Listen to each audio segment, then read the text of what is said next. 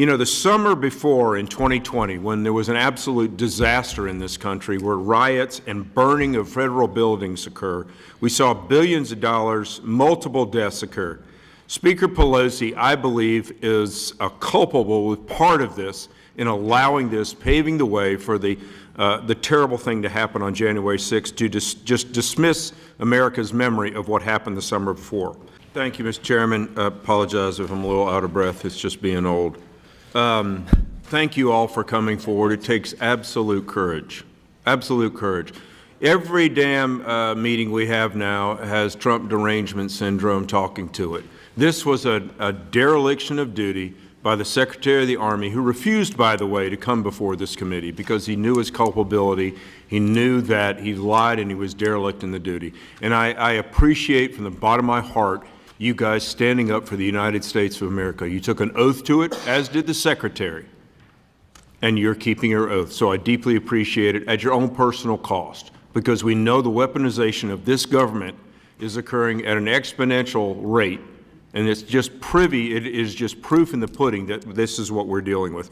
I swear, why do we not have bipartisan support in getting to the bottom of this is beyond me. It's everything about Trump. Captain Nick, you know, the summer before in 2020, when there was an absolute disaster in this country where riots and burning of federal buildings occur, we saw billions of dollars, multiple deaths occur. Speaker Pelosi, I believe, is culpable with part of this in allowing this, paving the way for the terrible thing to happen on January 6th, to just dismiss America's memory of what happened the summer before.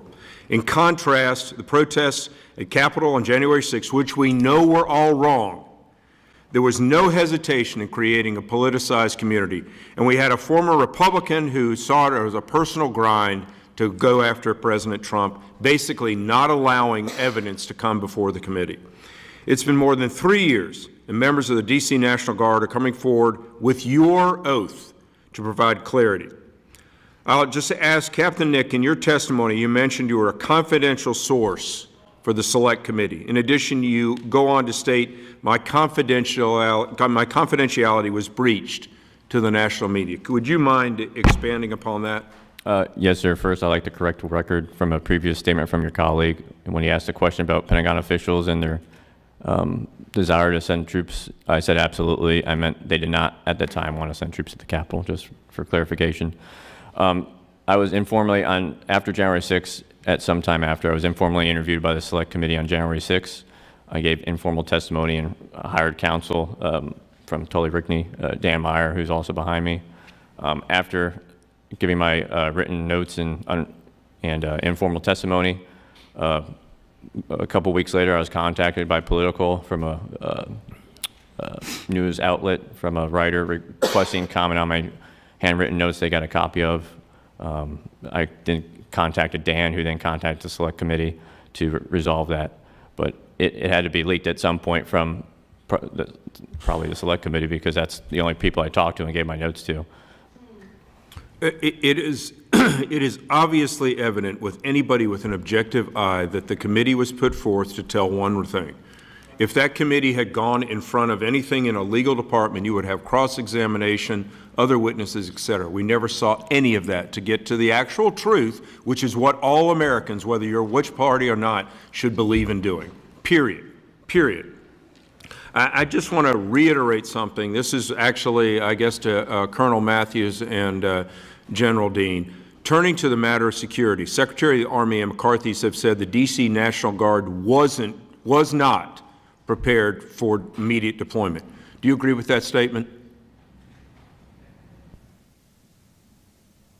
That statement is false. We were prepared in many ways. We even had backup plans. We call them branches and sequels, right? So not only did we have a force that was at Andrews Air Force Base that was training and doing civil disturbance that weekend, prepared to deploy on that day, that was ready to deploy on that day, we also had traffic control points that were at MPD, and those members had riot control gear in the trunk, not visible to the public, but for their self-protection. In case MPD had to respond, they had the appropriate gear to provide civil disturbance, riot control efforts if needed. And so we had the capability, we had the planning, we had the know-how. So the question that I have is, so out of all the events, out of all the inaugurations the District of Columbia National Guard supported, out of all the NATO summits, out of all the IMF protests that we've had, the summer 2020, COVID, we were not able to respond to this, we're incapable, that's categorically false. I find it just, my time is short, but I just find it a slap in the face to all the good men and women who serve in our armed forces to say you're not prepared. A slap in the face. And because this guy wanted to save his butt with the hope of getting in the Biden administration, that's point blank what happened. Thank you, Mr. Chairman. I'll yield back. So the arms dealer that President Biden freed in a prisoner swap, Victor Bout, is now, according to the Wall Street Journal, selling weapons to the Houthis. Does President Biden think that is a problem? So look, a couple of things. I can't confirm that report today, I believe in the Wall Street Journal. I do want to put out a couple of facts here that is important to note. Look, securing the release of Americans who are being held hostage and wrongfully detained is a big priority, is a priority for this administration. And I would note that we have been extraordinarily successful in getting that done. It is a top priority to get these Americans, again, wrongfully detained and held hostage. And so that is something, and it's not easy. It is not an easy thing to do. It is not, there are some difficult decisions that we have to make. We've been very transparent about that. Very transparent. As you're talking about Victor Bout, that was related to Brittany's release.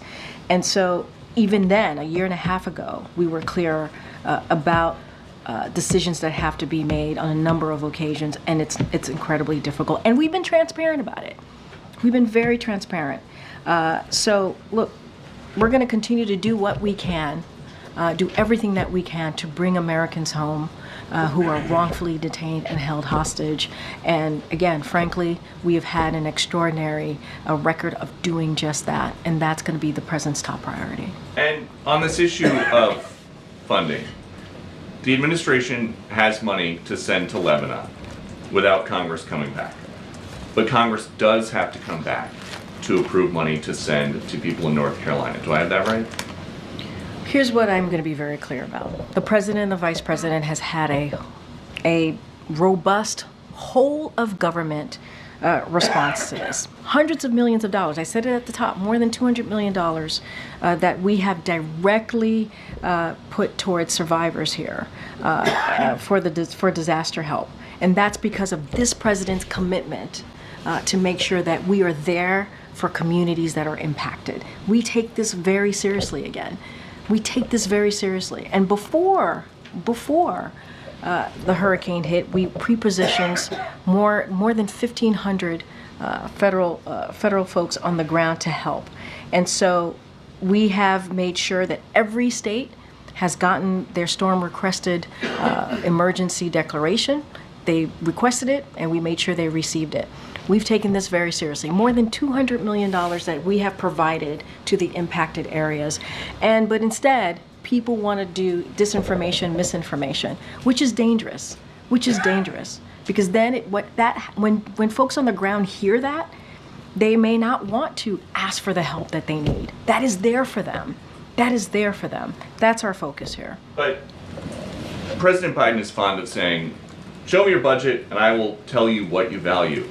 If he's got money for people in Lebanon right now, without Congress having to come back, what does it say about his values? There's not enough money right now for people in North Carolina who need it. That's not misinformation. Wait, no, that is your whole premise of the question is misinformation, sir. What you do? Yes, it's misinformation. Is there money to send to Lebanon right now? I just mentioned to you that we provided more than $200 million to folks who are impacted in the area, and I just shared with you that people are deciding not to. People are deciding not to. Letter to Congress that there's not enough money to help people in North Carolina. We're talking about the SBA disaster loan. That's money for people in North Carolina, and that's important. And people in North Carolina need that. Wait, this is nothing new. Peter, this is nothing new. Congress comes together, they provide money, millions of dollars, for disaster relief.